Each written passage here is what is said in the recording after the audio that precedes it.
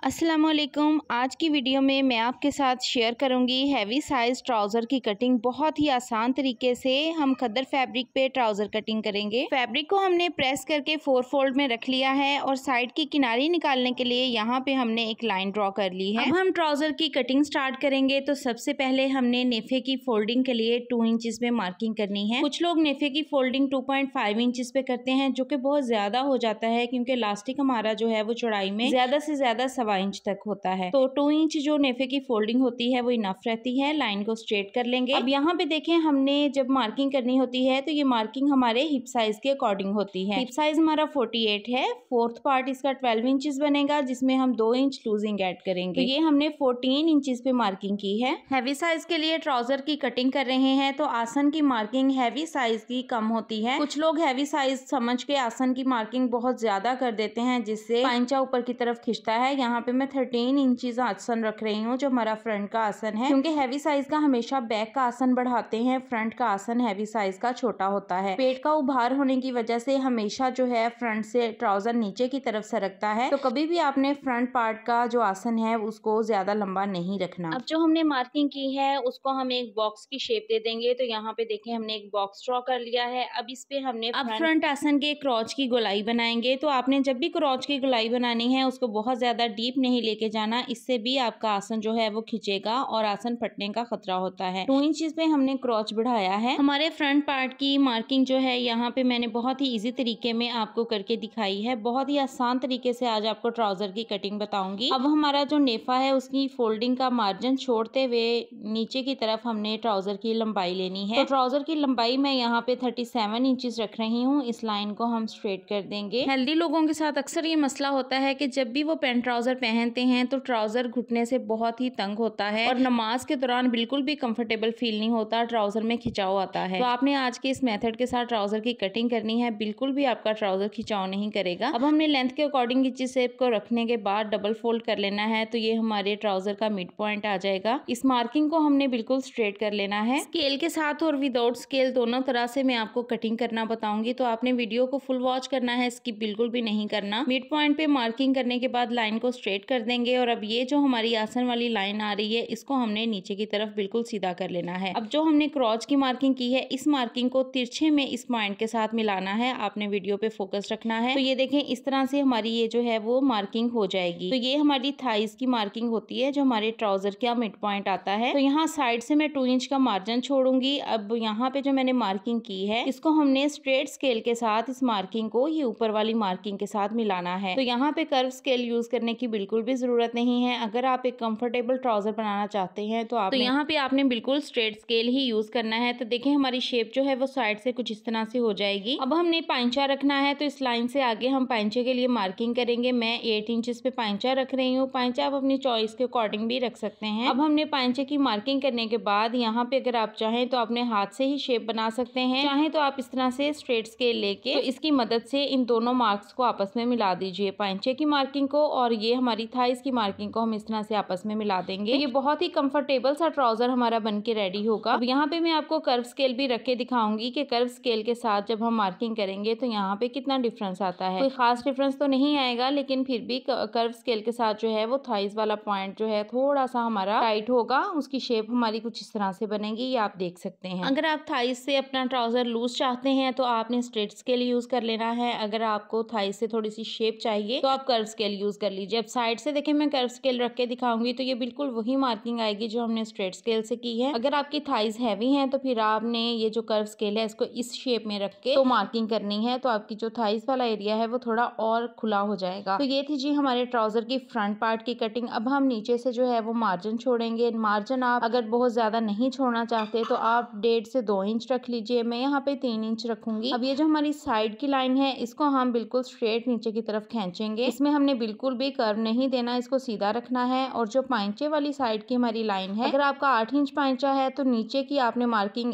आधा इंच बढ़ा लेनी है। 9 इंच का पांचा है तो 9.5 पे मार्किंग होगी, 8 का है तो 8.5 पे होगी। तो ये हमारा पांचे की शेप जो है वो कुछ तिरछी बनेगी। अब हम फ्रंट पार्ट की जो है वो कटिंग कर लेंगे। जब तक हम फ्रंट पार्ट की कटिंग कर रहे हैं आप मेरे चैनल को फौरन से सब्सक्राइब कर लें और बेल आइकन को प्रेस कर लें, क्योंकि ऐसी बहुत सी इन्फॉर्मेटिव वीडियोस मेरे चैनल पे आप लोगों के लिए अपलोड होती रहती हैं। तो फौरन से चैनल को सब्सक्राइब कर लीजिए। अब यहाँ पे हमने फ्रंट पार्ट की कटिंग कर ली है तो बैक वाला पार्ट जो है हमारा, पहले हम सारे ये जो हमारे पॉइंट्स हैं जिन पे हमने स्ट्रेट लाइंस ड्रॉ की हुई हैं इनको अगेन नीचे वाले फैब्रिक पे स्ट्रेट कर लेंगे, ताकि हमने जब बैक पार्ट की मार्किंग करनी है तो उसमें हमें आसानी हो। आज की वीडियो को मैंने बिल्कुल भी फास्ट नहीं किया ताकि वन बाय वन सारे पॉइंट्स आप लोगों को इजीली समझ में आ सकें। तो इन सारी लाइंस को हमने स्ट्रेट करने के बाद अब इसके ऊपर अपनी मार्किंग करनी है। तो मार्किंग हमने करनी है क्रॉच वाली साइड से। तो क्रॉच वाली साइड से हमने जो है वो 2 इंच एक्स्ट्रा बढ़ाना है बैक साइड को। अगर बहुत ज्यादा हेल्दी है तो 2.5 इंच भी बढ़ा सकते हैं। अब थाइज वाली साइड से भी 2 इंच ही बढ़ाएंगे और पांचे वाली साइड से हम 1.5 इंच बढ़ाएंगे। कुछ लोगों को इशू होता है कि हमें ट्राउजर के अंदर मार्जिन भी चाहिए ताकि इन फ्यूचर अगर हमें ट्राउजर लूज करना पड़े तो हमारे पास मार्जिन हो, तो फिर आप जो है वो पांचे वाली साइड से भी 2 इंच एक्स्ट्रा रख सकते हैं। अब इस मार्किंग को या तो आप कर्व स्केल के साथ मिला लीजिए आपस में, या फिर अगर आपने स्ट्रेट स्केल के साथ फ्रंट पार्ट की मार्किंग की हुई है तो फिर आपने बैक पार्ट को भी स्ट्रेट स्केल से ही आपस में मिलाना है, क्योंकि कर्व स्केल के साथ फिर सेम शेप जो है वो आपकी बिल्कुल नहीं बनेगी। तो यहाँ पे देखिए मैं जो है वो स्ट्रेट स्केल यूज कर रही हूँ, या फिर आप अपने हैंड के साथ ही मार्किंग कर सकते हैं। अगर आप लोग घर बैठे सिलाई सीखना चाहते हैं तो मेरे चैनल पे जाइए, प्लेलिस्ट को ओपन कीजिए, वहाँ पे सेविंग क्लासेस के नेम से प्लेलिस्ट मौजूद है जिसमें बेसिक टू प्रोफेशनल सारी क्लासेस आपको मिल जाएंगी, जिनको वॉच करके आप इस काबिल जरूर हो जाएंगे कि घर बैठे बहुत आसानी से अपने ड्रेसेस को कटिंग करके स्टिच कर सकेंगे। तो यहाँ पे देखें अब हमने